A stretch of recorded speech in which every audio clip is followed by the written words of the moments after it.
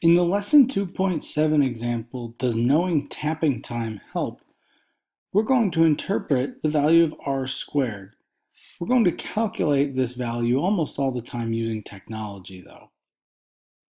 In lesson 2.5, we used a least squares regression line to model the relationship between the amount of soda remaining in a can after you've tapped it for some amount of seconds.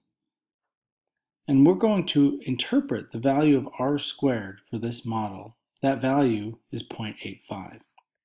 So the idea behind r squared is it allows us to determine how much of the variability in soda remaining can be explained by the least squares line.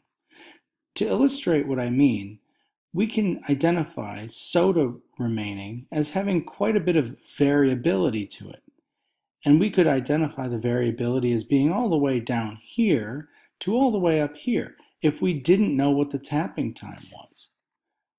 Now, what if I told you that the tapping time was 0?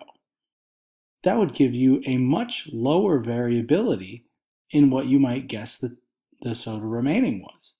The same thing if I told you that the tapping time was 4 seconds. That variability is certainly much smaller than the variability if we don't know tapping time. Same with 8 seconds, same with 12 seconds. So the idea is that knowing how long we tapped the soda can for helps to reduce the variability based on what the line would predict for that.